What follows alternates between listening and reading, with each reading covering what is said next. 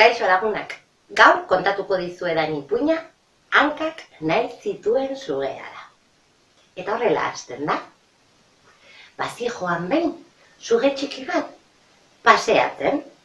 Arrastraka eta arrastraka eta arrastraka, sugeak ibiltzen diren moduan. Baina bapatean, suge txikiak pentsatu zuen. Hau miseria, ni beti arrastraka eta arrastraka ibiltzen naiz nire sabelaren gainean. Eta hau niri ez zait bat ere gustatzen. Niri gustatuko litzaidake ibiltzea tximinoak bezala. Dauzkaten hanka indartsu horiekin. Adar batetik bestera. Zam, zam, zam. Edota elefanteak bezala. Dauzkaten hanka potolo horiekin. Zum, zum, zum. Edota lehoiak bezala. Dauzkaten hanka indartsu eta dotore horiekin. Plas. Baina ez, ni beti arrastraka eta arrastraka eta arrastraka ibiltzen naiz. Bueno, ez nire familian denak arrastraka eta arrastraka ibiltzen dira. Nire berraitona eta berramona arrastraka, nire amona eta itona arrastraka, nire ita eta nire ama arrastraka. Nire osaba, nire izeba, nire lengusuak, nire lengusinak, nire anaia arrebak. Denak arrastraka eta arrastraka ibiltzen dira. Niri hau, ez bazai gustatzen, zeo zer egin beharko dut aldatzeko.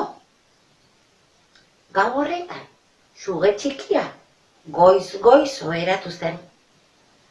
Eta hurrengo goizean, esnatu zenean, bazeukan ideia bat buruan. Eta paseatzera atera zen. Arrastraka, tarrastraka, tarrastraka. Bidean, topo egin zuen, sagutxo batekin.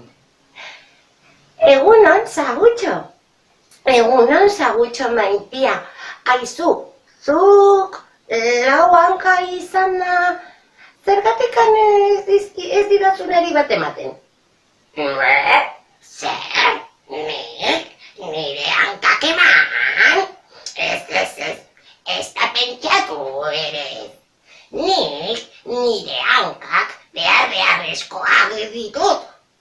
Hala, gainera zuk eta zure familiko guztiek mastekatu gabe irensten gaituzue. Ospa, alde mendik. Eta suge txikia joan zen, arrastraka eta arrastraka eta arrastraka. Pixka bat lotxaturik, noski. Baina pixka bat aurrerago, topo egin zuen, txolarre batekin. Ai, egunon txoritxo, egunon txoritxo maitia. Aizu, zuk, biegal izan da? Zergatikan ez dizkidazuneri zure bi hankatxo horiek ematen? Zer? Nik? Nire hankak eman? Ez da pentsatu ere ez? Nik nire hankak beharrezkoak ditut? Nola aireratuko naiz ni babestera? Edo nola lurratuko dut? Edo muturreko hartzen ikusi nahi alnauzu. Ospa, alde mendik. Eta suge txikia, berriro ere, joan zen arrastraka, tarrastraka eta arrastraka.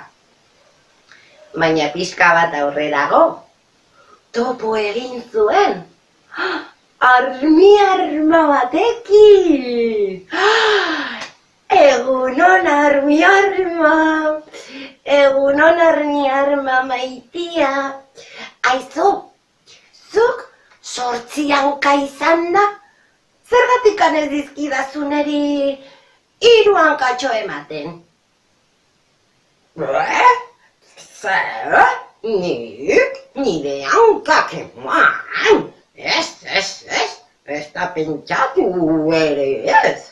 Nik nire hankak beharrezkoak ditut. Nik nire hankak behar ditut armaren zarea egiteko. Bestela, zuloak geldituko ziren eta horietatik moskitoek alde egingo zuten. Ospa, ospa, alde hemendik.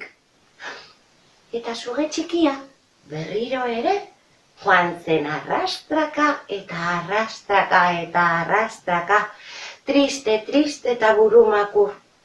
Eta kalabaza hosto baten azpian etzandu zen. Ai, ama, ai, nik hankak nahi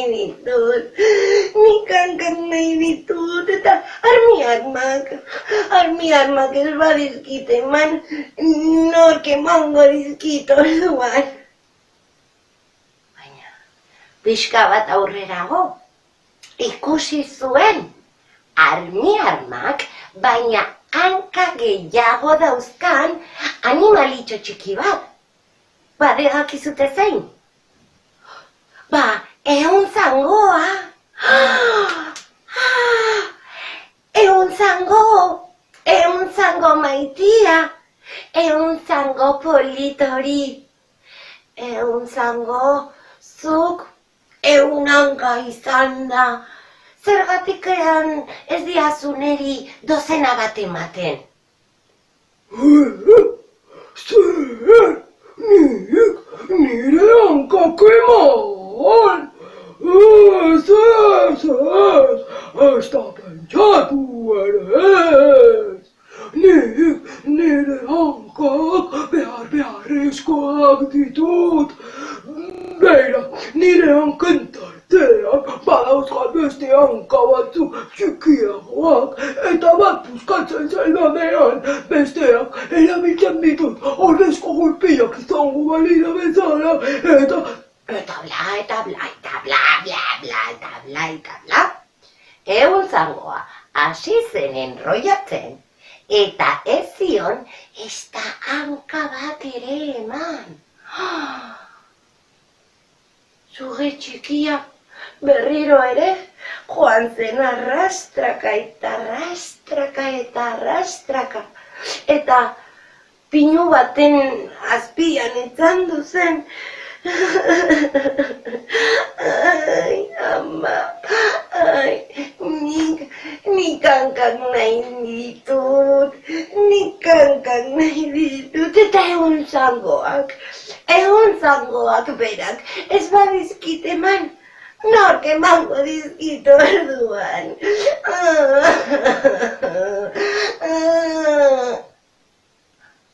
Baina, gora begiratu zuenean, hor, adar batetik, zintzilik, ariz egindako gabi antzeko zer zegoen.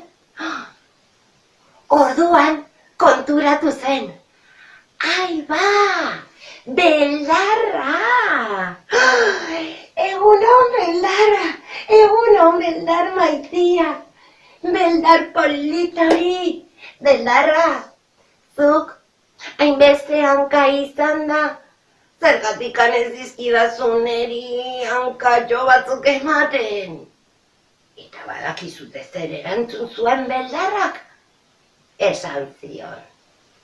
Oi, zer nahi dituzu, nire hankak? Etor zaitez bihar goizean, eta ditudan guztiak oparituko dizkizut. Bihar goizean, tximeleta, bihurtuko bainaiz. Hurrengo goizean, gure suge txikia joan zen arrastraka eta arrastraka. Hartu zituen beldarraren hankak, eta korrika batean ateratzen. Eta beldarra berriz ateratzen, egan egiten, tximeleta bihurturik. Eta hau, ala zan, ala ez bazan, sardadilla kalabazan, eta irten dadila gure herriko plazan.